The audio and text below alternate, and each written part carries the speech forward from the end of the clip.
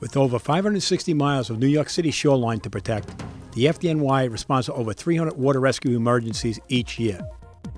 These responses vary from one unit on the scene removing a victim from the water to multiple alarms for emergencies such as a plane down in the water.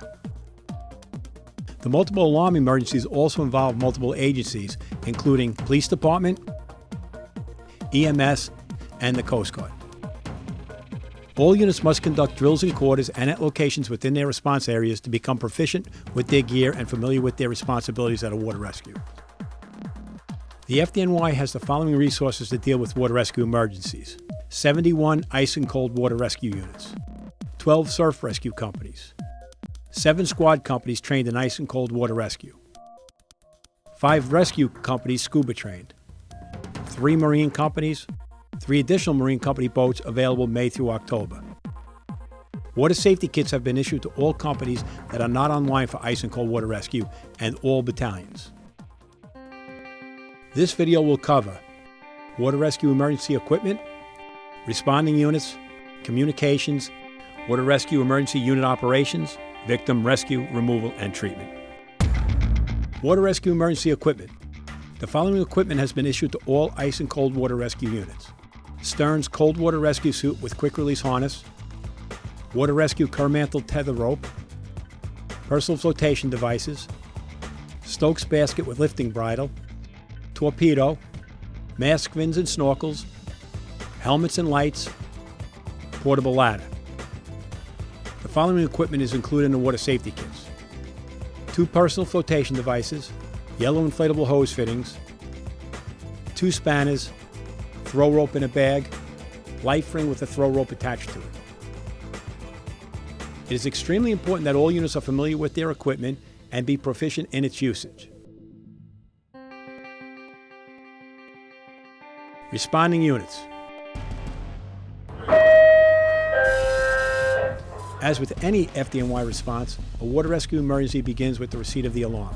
To Washington Street and Christopher Street, we got a report of a victim in the water. The initial response to a water rescue emergency will be 3 engine companies, 2 ladder companies. One of these 5 companies will be an ice and cold water rescue company, 1 backup water rescue company, 1 squad company, 1 rescue company, 1 rescue and safety battalion, 1 tactical support company, 1 marine company boat, and 1 EMS unit. Communications. Ladder 5 to command. Ladder 5 is 1084 at the scene. We're at the pier at Christopher and West Street. The first arriving officers shall perform a scene size-up and communicate the following information via the chauffeur to the battalion and the dispatcher. Description of the water rescue emergency. Verify the address. Direction of the tide or current. Number of victims in the water and the distance from shore. Number of firefighters entering the water to effect the rescue. Once the information from the first arriving unit has been transmitted, the first arriving battalion chief shall ensure the dispatcher has received the information to pass along to the Marine Division and other outside agencies who respond to water rescue emergencies. A command post should be set up due to the complex operation involving multiple agencies. The first arriving battalion chief shall have their aide turn their handy-talkie to channel 13, activating TAC-U. The battalion chief will also notify the dispatcher to have the police department activate TAC-U. TAC-U will then be used for communication between the fire department and the police department. Battalion chiefs must also be proactive in communicating to responding units the following designation of each company: Water Rescue Company, Water Safety Company, Backup Water Rescue Company, CFRD Company, Decon Company. Water Rescue Emergency Unit Operations. Water rescue emergencies typically involve the following: rescuers entering the water, support from on-scene units, victim rescue and removal, deconning of the rescuers and victims, setup of a medical branch. The first arriving ice and cold water rescue company will assume the role of water rescue company and prepare to enter the water to effect the rescue of the victims. Each water rescue company has primary and secondary rescuers whose designations were determined at roll call. The primary and secondary rescuers will be assisted by the primary and secondary tethers in donning the cold water rescue suit. Once the rescue operation begins, the incident commander will ensure that the company designated as the water safety company brings their water safety kit to the scene and assists the water rescue company as needed.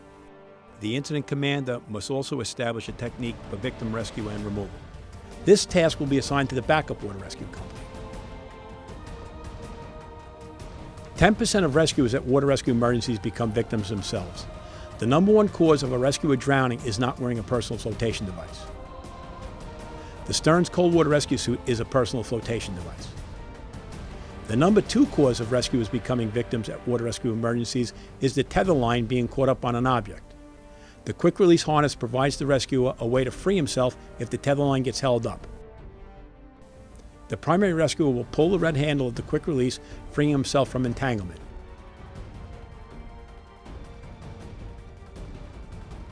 Once a decision has been made to have a member enter the water, determining the point of entrance is of utmost importance. No member shall jump into the water. The primary rescuer will be secured to the Kermantle tether line and shall enter the water by portable ladder or be lowered by Kermantle tether line and quick release harness. The primary rescuer will be equipped with a rescue torpedo. The primary rescuer will swim out to the victim, stopping short of an ambulatory victim, and pass the torpedo to the victim. If the victim is non-ambulatory, the rescuer must approach and grab the victim, place the victim's back on their own chest, and hold the torpedo under the victim's arms, keeping the victim's head above the water.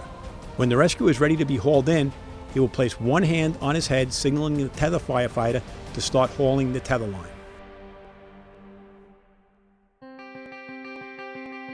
Victim rescue, removal, and treatment. There are three ways of removing a victim from the water. They are not in any priority order. Whichever way seems to be more practical will be the one chosen. The three victim removal techniques are Stokes basket, portable ladder, marine unit. Stokes basket. A Stokes basket removal is useful when retrieving a victim from the water up a vertical height of 8 feet or more. Members on the dock will tie a life-saving rope to a substantial object and run the opposite end through a carabiner attached to the lifting bridle on the Stokes basket. Members will then lower the Stokes basket into the water. Once the primary rescuer signals to the primary tether to be hauled in, the secondary rescuer will enter the water and assist in loading the victim into the Stokes basket. Primary and secondary rescuers will secure the victim with retention straps, then signal to members on the dock to raise the victim out of the water. The Stokes basket will be hauled up the portable ladder. Portable ladder. A portable ladder can be used when a victim is ambulatory and able to climb the ladder. The primary rescuer will swim out to the victim and pass them the torpedo. Primary rescuer will then signal tether firefighters to haul in both rescuer and victim. The tether firefighters will stop hauling once the primary rescuer and victim are close to the ladder. The victim will begin climbing the ladder first, followed by the primary rescuer. Marine unit. Primary and secondary rescuers will load and secure the victim onto a backboard provided by the marine unit. Members on the boat will pull the backboard and victim through the portside cutout as the water rescuers assist. Once the victim has been removed, the incident commander shall ensure that they are treated correctly.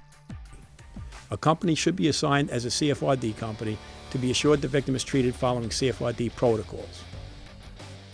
The CFRD company works with the medical branch director to identify victims, their injuries, and the healthcare facility they will be transported to. If decon is needed, a decon company should have established a positive water source and been prepared to decon victims and rescue.